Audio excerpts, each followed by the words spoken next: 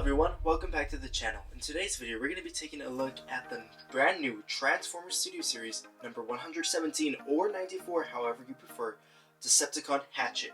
I'm so glad that we finally get this guy in the collection. It's been 2 years since we waited. His early announcement was in 2021, his leak was in 2020.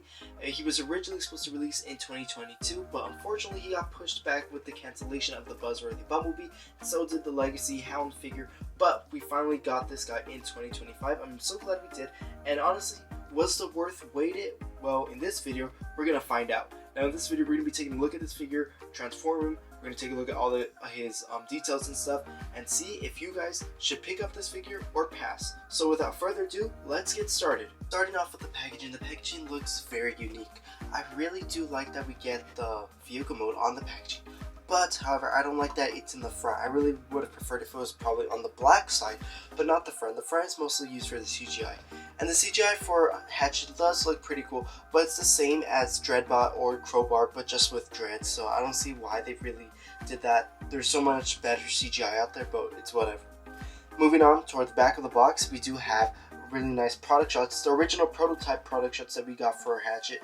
Right here we have his bio, the Decepticon Hatchet, and the dreads pursue the Autobots to capture Sentinel Prime.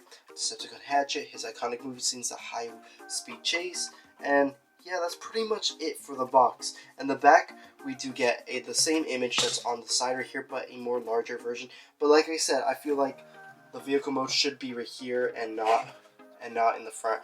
But I don't really mind it all that much. After all, we are losing the box art pretty soon, so it's like we didn't even win either way. And at the top, we have Transformers Dark of the Moon. Right here, we have the little words. And if you want to scan that that barcode right there with the Target app, you can. And you can see whenever like a perk comes or a deal comes. But yeah, that's pretty much it for the box.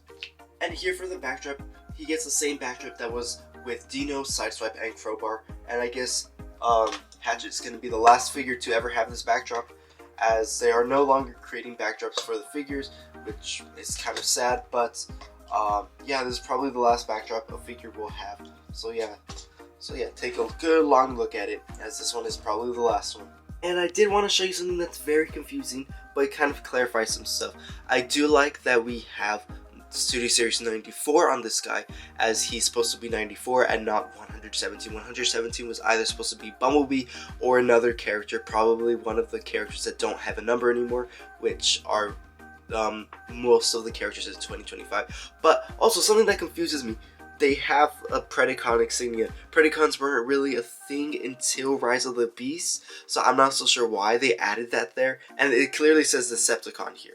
So it's pretty odd why they did that and why the instructions are blue, as they should be purple for Decepticons. But it's not really that much of a big deal. But I'm pretty sure the whole number confusion is why Hasbro's no longer doing the numbering stuff. But yeah, overall, yeah, kind of confusing with the instructions. But yeah, that's not really important. Now, moving on to the figure. The figure out of the packaging looks wonderful. We just take a look at all the detail that the figure does have. It looks marvelous. I really do like this whole design that the Dreadbots did have. This animalistic design.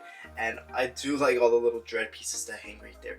Now this figure, to be honest, I'm going to be straightforward with you. Was it worth the wait? To be honest, not really. I have two reasons why.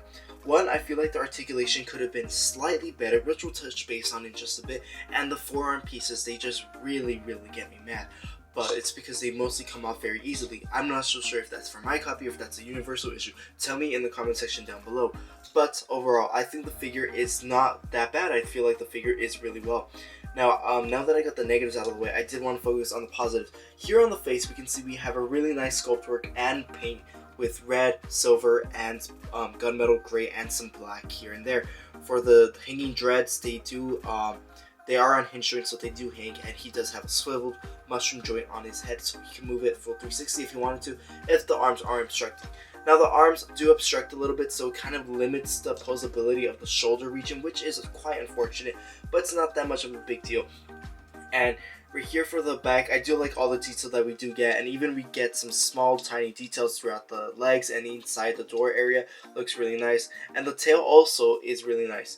Now the tail, I did want to mention, is detachable, so once you get it out of the packaging, if you've seen my unboxing short, you could see me move out the tail, but this tail is removable. He has places to put it. Sorry, 2 places to put it. You could put it right here, and you could have this like outward look, or you could put it even more inside the back and have this more like upward look on the tail.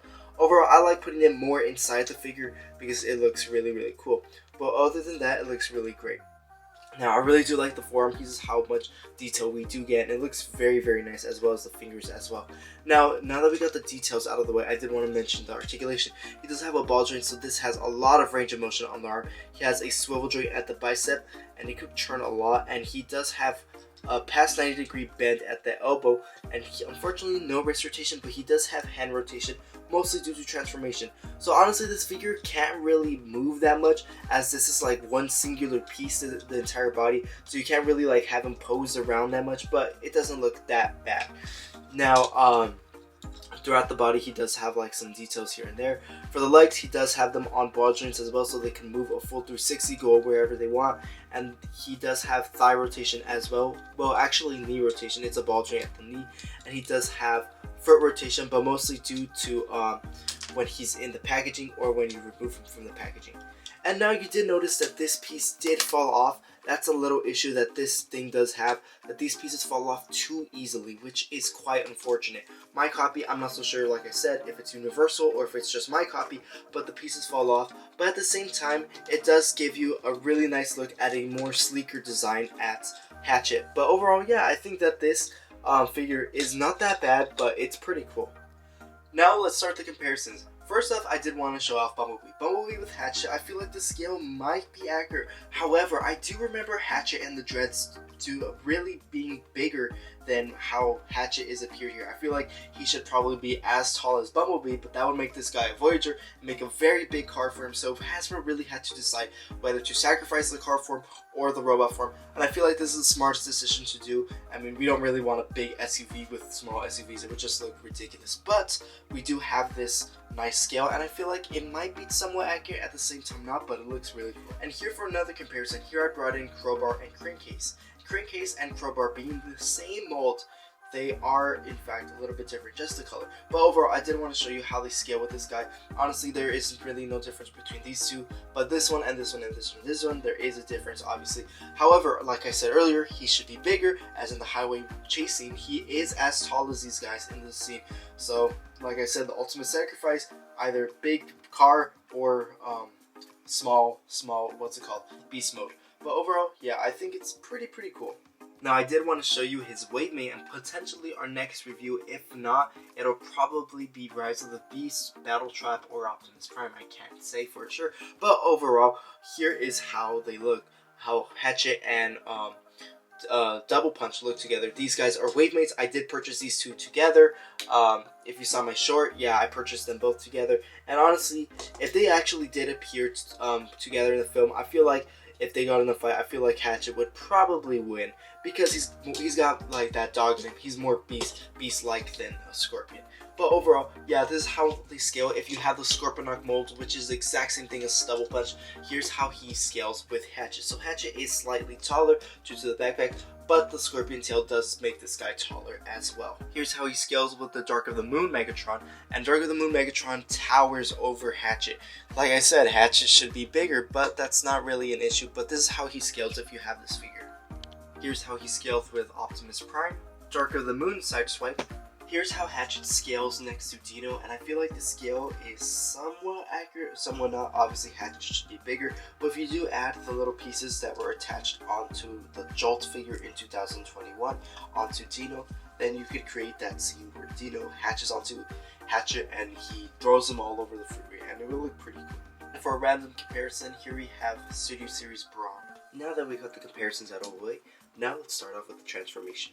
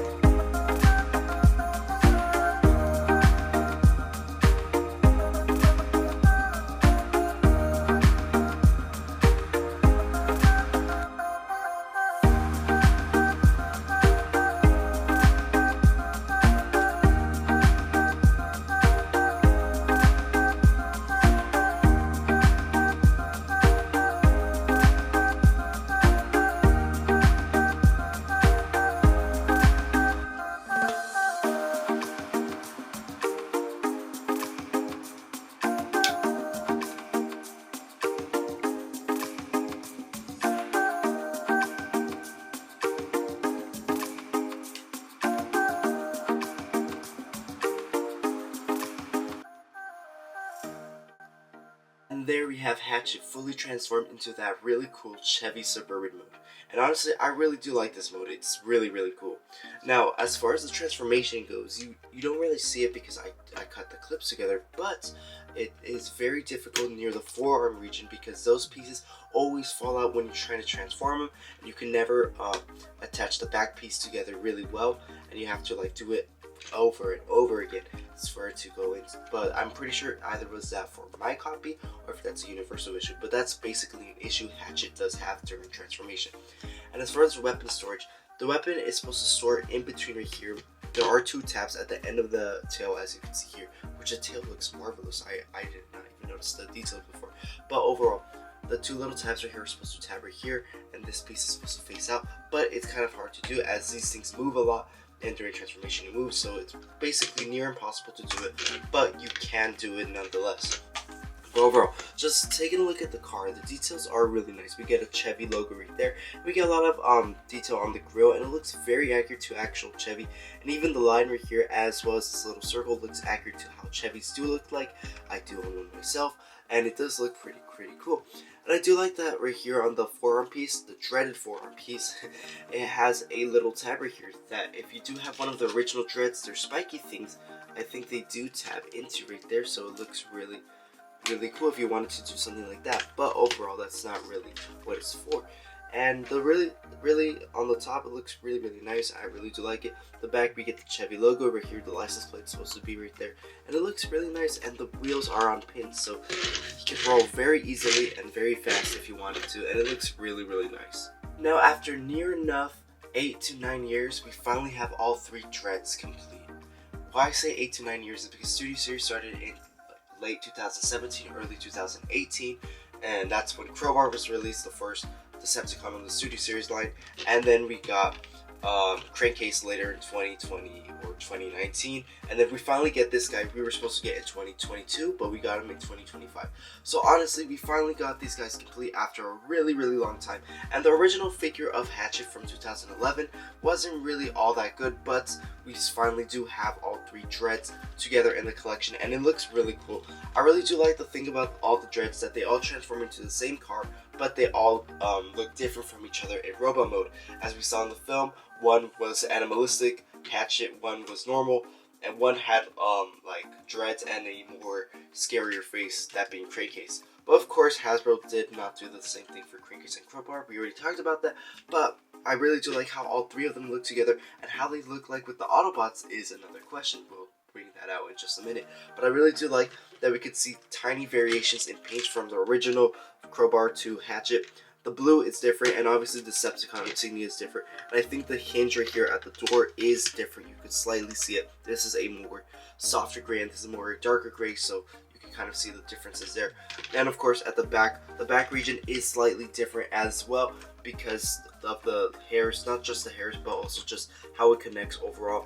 Basically, the same design and mechanics were the same throughout all 3 of them, but there are some like little differences due to the design of the robot mode. But overall, yeah, it looks pretty cool.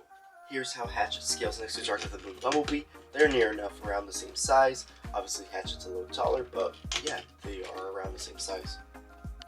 Here we have my first Studio Series figure ever, that being the Studio Series Sideswipe. And Sideswipe to Hatchet, they do match the size, and I really do like it. It looks really cool. I really do like it having all of these characters. And now bringing in Dino. Dino also as well is very accurate to how they do appear in the movie, and I really do like having all 3 of the sports cars and all 3 of the Dreadbots together.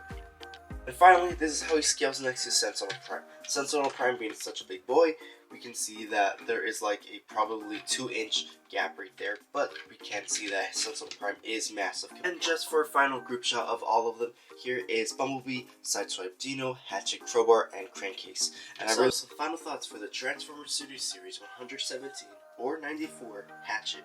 Honestly, this figure is pretty good. It's not the best figure that Hasbro has released, but it's a decent figure nonetheless. The figure is nice to play around with. It's very fun.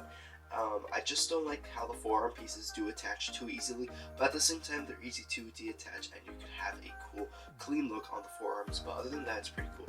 The tail at times does detach, but that's just a matter of you putting it correctly on the little slot. But overall, like, everything else is good. I really wish there was a little bit more articulation, and I don't think it would compromise the design all that much, but I think Hasbro did their best at that time. And this figure is originally from 2022, so I don't really expect there to be so much changes. But since they delayed it for like 3 years or 2.5, I really wanted there to be a little bit more change. But I do like the paint that we do get, and I really think that it's a really great figure.